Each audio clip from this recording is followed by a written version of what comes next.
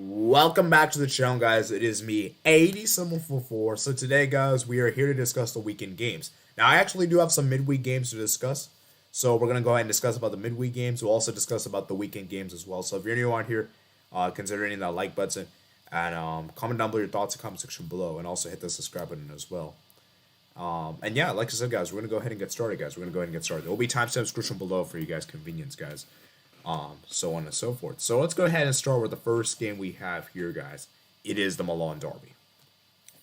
Now, I think the Milan Derby is coming at a really, really good time for both teams here because, well, actually, maybe a bad time for both teams because the fact of how both teams are playing at the moment. AC Milan, for me, have just looked out of place at the moment. Defensively, they look terrible. You know, having two draws, two back-to-back 2-2 draws against against Roma and Lecce respectively is a bit sad. And Inter as well, you know, coming off a 1-0 win over Hellas Verona and 1-0 win over Napoli. So I would say, and then I think they tied a 2-2 game against Monza, I believe. So I think form-wise, I think Inter is definitely coming into this in the better shape. I think form-wise, Inter is definitely in the better team. And AC Milan, they're just struggling with injuries. You know, there's so many injuries to this team, and that's my concern with AC Milan is the amount of injuries they have. So let's go with the players. Let's go look at the players that are going to be available for tomorrow, guys, and we're going to also look at the predicted 11. So as you guys can see, right here, let me show you guys the lineup right here. This is a lineup that we expect to see. So we expect to see Dumfries, Martinez, Dzeko, Gallardini, Jalonao, Mkhitaryan, DeMarco, Bastoni, Acerbi, Skriniar, Onana. And for AC Milan, Leao, Giroud, Diaz, Salamakers, Benacer, Calabria, Tomori, Kalelu, Hernandez, and obviously Tetorusino. You guys can see right here, guys, AC Milan have the more injuries compared to Inter Milan. Brozovic, Lukaku, Handanovic, Ibrahimovic, Krunic, Magnan, Bello, Rebic, Florenzi. So it's going to be a very good game, guys. I think this will be a high-scoring game. I don't think this will be a close game. This will definitely. Let me rephrase. I think this will be a close game, and I think it'll be very close. I think Inter is going to win, though, just because of the fact that I just feel like, for me, Inter is coming into this in better form. And I feel with AC Milan, they're just struggling at the moment defensively. I think they just look bad at the moment, and I've just not been convinced. And I'm going to go with Inter Milan to win 2-1 in the Coppa Italia. So this is the final, and there will be a post-match reaction stream, by the way, guys, so tomorrow. And so it will be interesting to discuss about that. Moving on to the next game we have, it is Leipzig versus Bayern Munich, guys. Leipzig versus Bayern Munich. Now, coming into this game, guys, I think it's going to be very interesting to see how Bayern approaches this one, because obviously they're coming off the huge winter break. And I just think that for Bayern in this game in particular, we know the quality that they have. You know, they still have the likes of Muller, that's still very good. Then obviously Kingsley Coman, Musiala has been really, really a standout player. And then obviously for Leipzig, they've been great. And Nkunku has been on fire this season. Timo Werner as well. Then obviously Haidara. And then obviously the linked player, I forgot what his name is. That's CDM. Who's that guy's name? He's been linked to Bayern repeatedly in the past. Let me see if I can find it. Lineups. It's not Campbell. Where is it? It's I think it's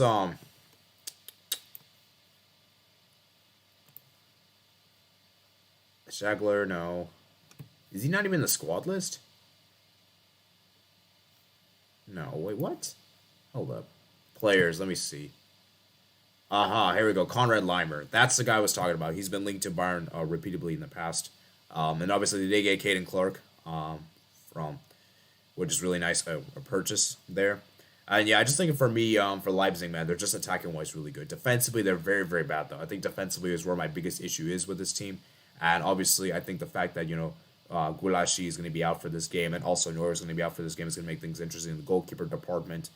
And obviously, Vardio is going to be a standout player. I think it's going to be a very difficult game. I would have gone with Bayern to win this game, but because of the fact it's like the winter break, I think they're going to not be as gear sharp as they normally would be. I do think this will be a good draw, though. So I'm going to go for a 2-2 draw for this one, guys. I was originally going to go for a 1-1, but typically, guys, Bayern and Leipzig, they're high-scoring teams. And so I'm going to go with the 2-2 draw, guys, on this occasion. Okay. So Let's go ahead and move on to the next game. The next game we have is Man City versus Spurs, guys. Man City versus Spurs. Now, I think for this one, guys, I think it's going to be interesting to see how Man City approaches one after that defeat to Manchester United in the Premier League, of course, losing in Derby. And same goes to Tottenham as well. They also lost at Derby to the rivals, both of which on the road, which is interesting. I think the interesting thing for this game is going to be, can Tottenham still be that bogey team for Man City? Because we know Tottenham has always been a bogey team for Man City in the years past. And we know that Tottenham has got their number. I think the last couple of games, Tottenham actually beat Manchester City. Last season, of course, they did double over Manchester City. My issue with Manchester City this season, I think, just look out of form. Like, Haaland's not looking great this year. KDB, he's not really been that amazing this year. And my problem with Man City is I feel like they need KDB to turn up. And KDB just hasn't turned up this season. This year in particular, I'm going to rephrase. And I just think that for me, Man City this season just look defensively. They don't look as strong defensively with Stones and Diaz out as well. And then we obviously saw how Nathan Ake got spun away by Marcus Rashford. So there is a potential possibility Ake can get dropped, and we could see Emerick Laporte taking his position. Obviously, the left back for Man City is not really good either. Sergio Gomez, I think that's that guy. He's not been great. Spurs, on the other hand, Lloris had a disaster class against Arsenal. Kane was pretty much the only good player. Son had disaster class as well. Pretty much most of the sports players were terrible in the day. I think the only players that can have their health held high is probably Harry Kane. And maybe Sessegnon. But regardless, guys, it's a very difficult game because I could see a draw. But I am going to go with the Man City to narrowly win this one. I think Man City will just about win this one. I'm going to go with a 1-0 win for Man City. It's going to be very close. But I just have a feeling Man City is just going to scrape this one out. Probably in the first half. And the Spurs will have probably an onslaught in the second half. And Spurs will just fall short. So I think Spurs will narrowly lose this one. And yeah, this could be the first time Man City lose 3 games in a row, guys. Just saying.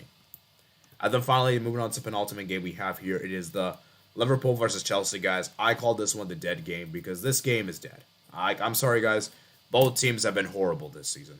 Absolutely horrible this season. Liverpool have been defensively shambolic. Their attack looks terrible. And Chelsea, pretty much the same could be said. Although I do think defensively they're slightly better than Liverpool, but still, it's crazy, man. Like, it's honestly like a mid-table clash. Like, look how bad these two teams have been. They're 9th and 10th, respectively. And they have the same points, too, as well. 9, literally 28 points, and their goal difference is almost the same. Well, actually, except for, Liverpool have a superior one with their 9-0 win over Bournemouth. But both teams have been so mediocre this season. They've been so mediocre this season. Liverpool, Henderson's been so bad this season. Konate's been underwhelming. Alisson's not even been that great this season. He's been good. I won't say he's been good, but he's not been as good as previous seasons. Chelsea, on the other hand, they just look awful. Mount and Havertz have been terrible. I know Havertz scored in the last game against Crystal Palace, but regardless, this season has been really bad. Mason Mount, the same could be said. And it's a very difficult one because it's at Anfield, and Liverpool might have that, Anfield thing. They might have that push. But I just think that for me, I just see it's a 0-0 draw. I rarely predict 0-0 draws, but I feel like this one's going to be a 0-0 draw. Both teams just don't look great. I think Liverpool will be very defensive in this game. I think Chelsea will probably be the more proactive team, but I just think Chelsea will be let down by their finishing, and I just think Liverpool would just be very pragmatic and just get a draw from this game. I will say this, though. This could be very interesting to determine whichever team gets a Europa League spot or European spot, because let's be real, guys. Both teams ain't getting top 4 this season. So I do believe that if because personally for me, I think one of these two teams will get Europa League. And whichever team wins this one puts in a great position to get that Europa League spot.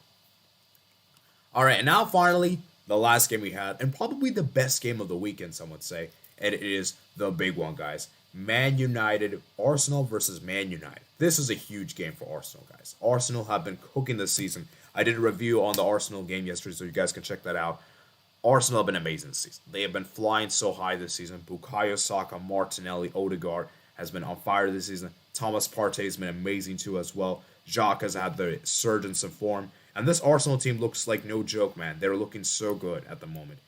For Man United, the same could be said too. Man United has been amazing this season. Casemiro has been amazing. Bruno has been good too. Marcus Rashford has been amazing. My concern with United and Arsenal is that they both don't really have a striker. Now, as of the time of recording this video, I am recording before Man United play Crystal Palace. And it's interesting that I'm noting that because Man United, we could see 2 players to be suspended for the Arsenal game if Casemiro and obviously Fred pick up a yellow card in that game. So I'm going to make the assumption that they're available, But however, by the time you guys are seeing this, they might have already been suspended. So I'm going to go ahead and do the preview as if they're there. And if they're not there, it gives better chance to Arsenal, right? I think the crucial thing that's going to come down for this game is going to be determined to see which team has that more initiative. I think whichever team can play the better football in the day. Because the thing with Man United is that they're going to come into this game as more of a counter-attacking team. We know they're going to be playing counter-attacking football against Arsenal. And we know Arsenal will be playing their possession-based football. And we saw how Arsenal got destroyed last time by Marcus Rashford. So I think Arsenal will be a bit more smarter with this one. I don't think they'll be as naive as they were last time and play that high line. And this should be a good game. My issue with Arsenal, though, is that in the second half, they haven't been as good as they have been in the first half. I think for Arsenal, if they want to win this game, they need to score in the first half. Because I've not been impressed with Arsenal much in the second half. I've not been that impressed with them. So it's a very difficult game to call. I'm going to say Arsenal will just win this game just because of the Emirates. But it's going to be very close. I could see even a draw. I wouldn't be surprised.